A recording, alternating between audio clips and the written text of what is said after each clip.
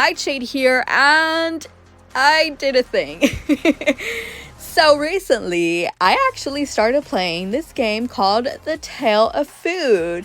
The game just released on April 18th, 2023, and might I say, I am in love. So for now, we're gonna go ahead and go into the characters that I love and just say a little bit about the game so you get an idea of what you're getting into. So without further ado, let's go ahead and dive right in. So a little background into the story, because I don't want to say too much. I want you guys to kind of experience it for yourselves if you are planning on playing the game. The gist of it is that you are living in this magical realm that houses food souls. What is a food soul?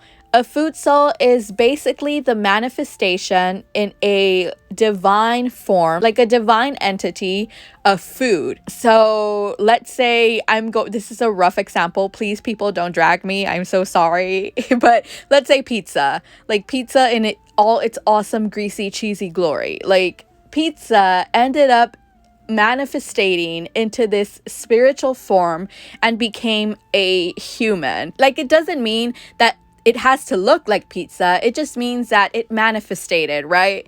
Because of the love and like all the care and stuff that was put into the recipe and the people making it and the people enjoying it. And I love that idea so much. And what makes it even better is that the manifestations, the food souls, are hot. Which is obviously why I'm playing it. As you can tell, I am excited. I am here for his bandos. Like, no. Real men can go away. Give me those 2D, 3D animated men. Those fictional men. I need them in my life.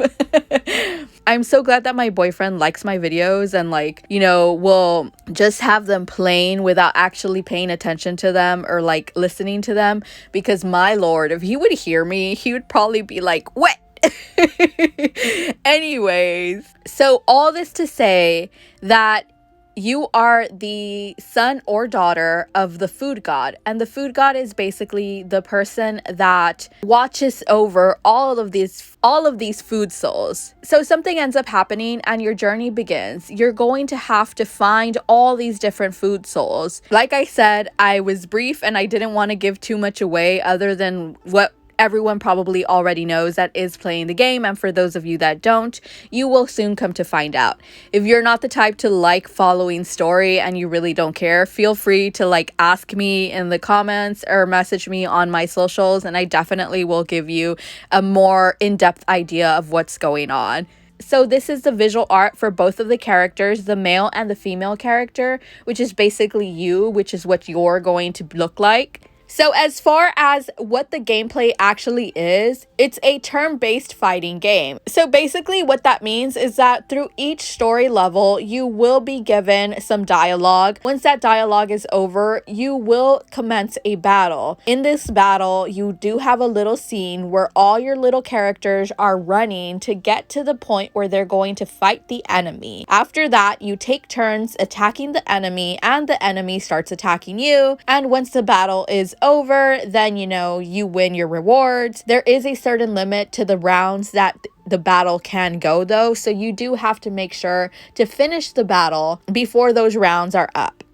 Now let's go ahead and dive into the food soul rarity.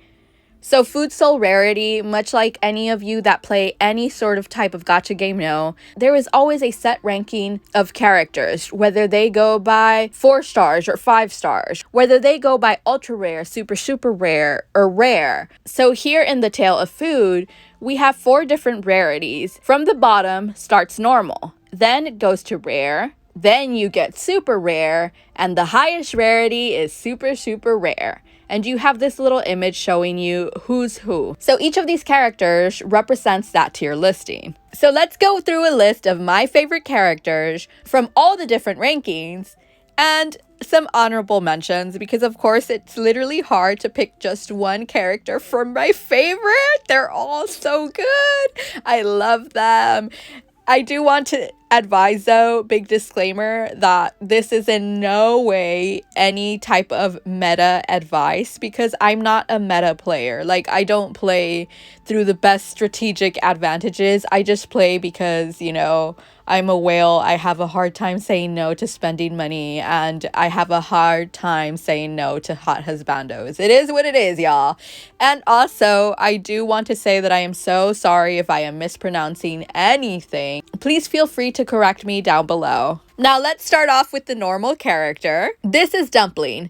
His special skill is healing, and he is of the normal rarity. His mortal name is Dr. Zhao. Dumplings have a white exterior, so Dumpling wears snow-white clothing after becoming a soul. Mortals like eating dumplings during Spring Festival, which is his favorite holiday. He decorates his outfit with the red Chinese knot, a common ornament seen during the Spring Festival. For the R rarity, that as soon as I saw, I was like, oh my god, yes, my new fave. And it's so funny that he is a fave, because I'm not gonna spoil it, but I always say, I can't even tell you without spoiling it, so ignore me. This is Tai Chi Taro Paste. His mortal name is Counselor Yu, and his skill is support. Tai Chi Taro Paste became a food soul during the turbulent Qing dynasty.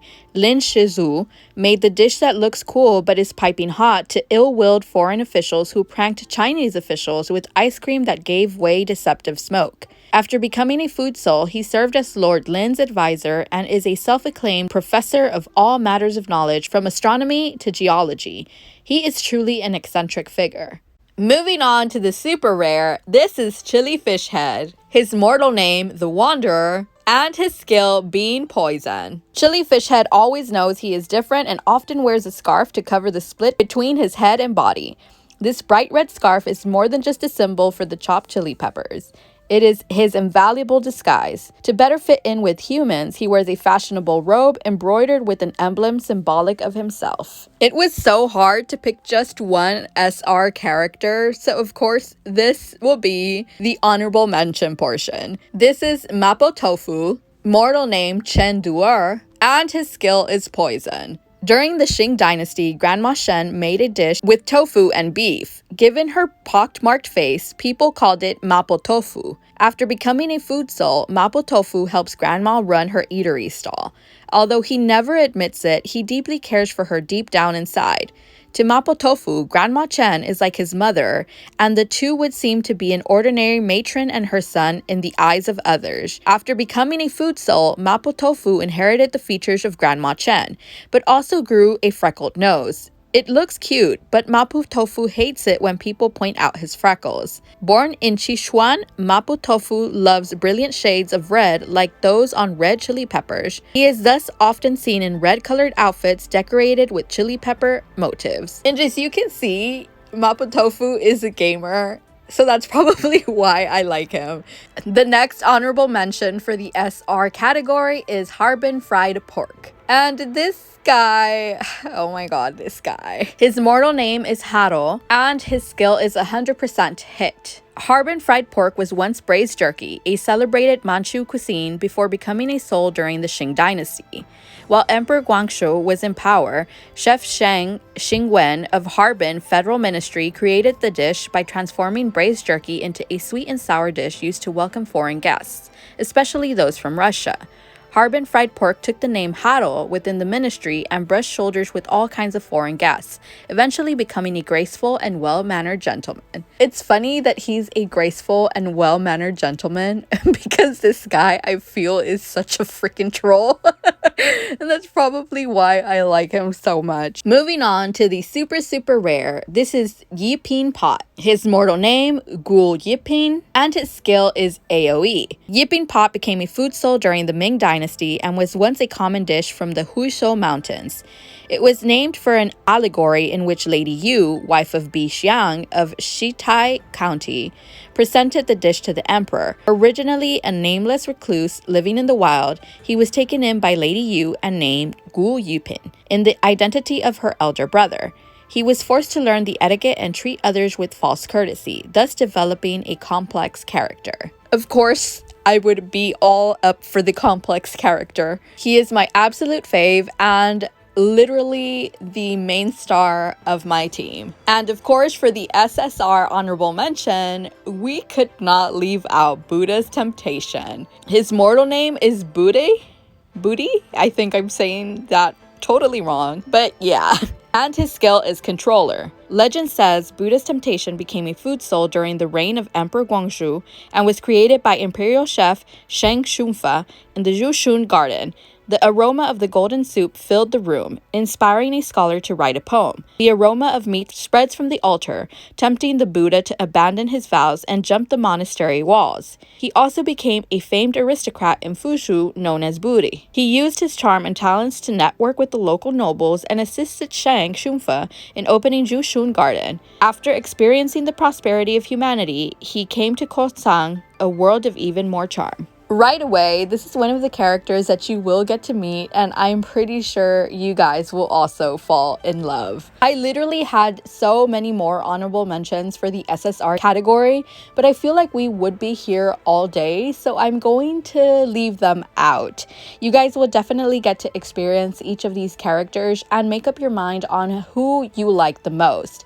What I love about the game is that each of the characters does have their own unique voice line, and you are able to get an idea of what their personalities are each like. Everybody has a unique flair, and you're able to build rapport with them, which is, I love it.